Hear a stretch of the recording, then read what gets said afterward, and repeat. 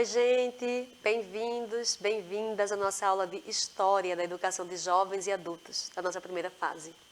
O meu nome é Yolanda, esse é o meu sinal. Junto aqui com o Kézia, vamos falar de um assunto bem importante, que é a organização política na cidade.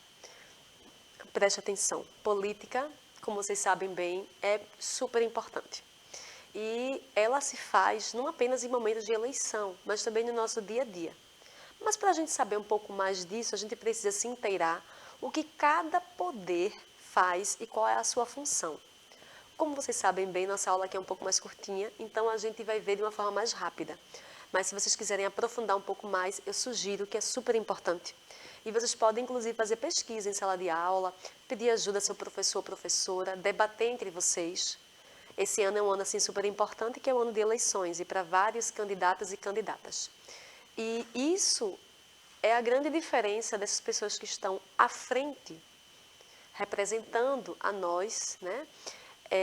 Que vai ser crucial entre a gente ter uma boa economia ou não, a gente ter emprego ou não, ter uma boa alimentação ou não, porque são essas pessoas que estão definindo pela gente. Então vamos prestar bem atenção, viu? Você pode até dizer, eu não voto, mas aí outra pessoa vota e escolhe por você. Então é bem importante a gente saber votar e votar bem, tá, gente? Se aquela pessoa representa os interesses da nossa comunidade, o que ela tem a dizer. Então vamos lá, começamos aqui a nossa aula com a frase de Ailton Krenak. Ele é um professor indígena e ele diz o seguinte: por isso que os nossos velhos dizem, você não pode se esquecer de quem você é e nem de onde você veio, porque assim você sabe quem você é e para onde você vai. Isso não é importante só para a pessoa do indivíduo, é importante para o coletivo. Ou seja, nesse exemplo até que eu acabei de dar, né? Se você escolhe alguém que vai estar olhando a sua comunidade, as necessidades da sua comunidade, é bem diferente de escolher alguém que não sabe nem onde você mora, que só está preocupado numa certa classe social, só está preocupado num certo local. Então, Ailton Krenak, ele vai lembrando isso, de que entre o povo dele, esse povo Krenak, eles escutam muito os mais velhos e as pessoas vão aprendendo quem elas são, de onde elas vêm, o que a comunidade dela quer dizer, né? E aí ela pode firmar a sua base para criar essa comunidade mais forte. Então, a gente pode começar se perguntando o que é democracia, gente. Falar em democracia é falar também em participação popular, ou seja, nós, o povo, está participando, né? Um ponto dessa participação são as eleições, mas é só um ponto, tá? E é um governo em que o povo exerce essa soberania, é um governo em que o povo exerce as escolhas.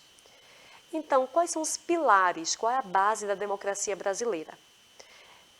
Além disso que eu trouxe, né, da participação popular, das eleições, é a gente falar que a gente tem três poderes: o executivo, o legislativo e o judiciário. Esses três poderes, eles são super importantes. E eles contribuem um com o outro, mas eles têm autonomia de um para o outro. Então, nenhum poder é mais importante que o outro. E cada um tem a sua função, tá? Há pouco tempo a gente estava escutando algumas manifestações de pessoas que não estudam história, falando para derrubar um poder super importante que é o judiciário, né? Então, quer dizer derrubar a democracia, minha gente. Pelo amor de Deus, escutar uma coisa dessas é querer que essas pessoas tenham boas aulas de história e que aprendam a pensar bem antes de estar falando bobagem, tá? Então, para que isso não aconteça, vamos lá ver algumas funções desses três poderes hoje, ok? Então, tá aí uma representação do poder legislativo.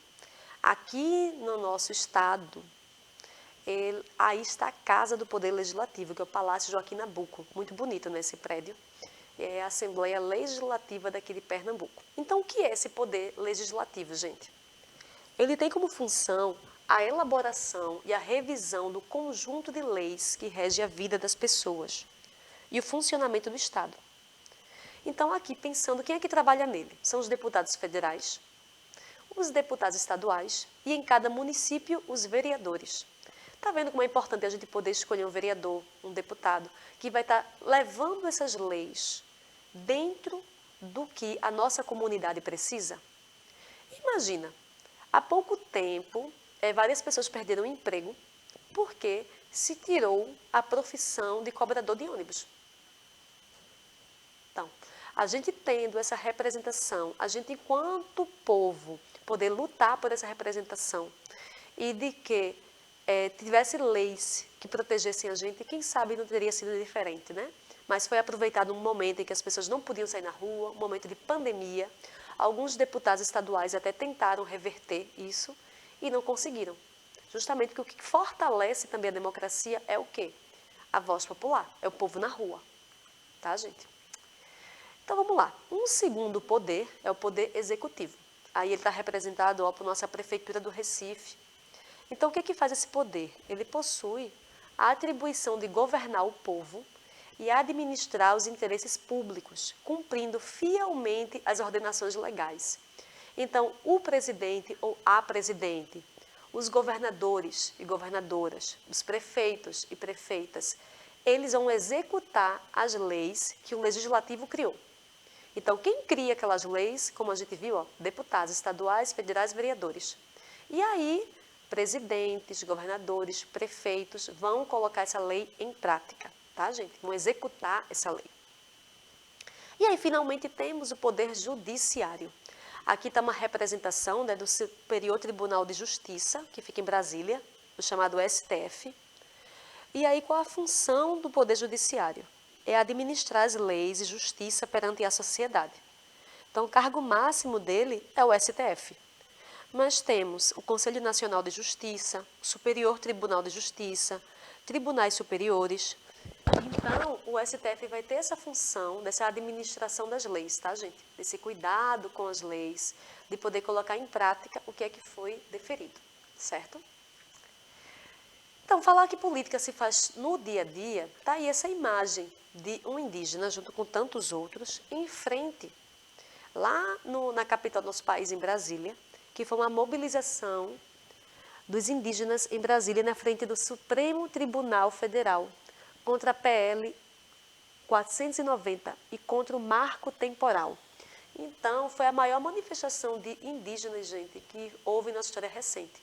Mais de 10 mil indígenas de diversas etnias foram em frente ao STF para lutar contra uma lei que podia expulsá-los da casa deles. E eles conseguiram. Vejam só. E eram leis assim, de senadores, de deputados, que queriam realmente desapropriar os indígenas de sua terra. Mas essa mobilização deles e de pessoas que os apoiavam foi a diferença entre eles terem a sua terra ou não. Daí que a gente reflete o quanto que a gente pode mudar algo que a gente não concorda. Porque essa política ela se faz parte, sim, do nosso dia a dia. E aí eu deixo para vocês essa sugestão de atividade, né? Escreva em seu caderno 3 ações que você entende como formas de fortalecer a nossa democracia, tá? 3 ações que tem. Debatam entre vocês, escrevam e vamos se atentar a isso. Um abraço, pessoal.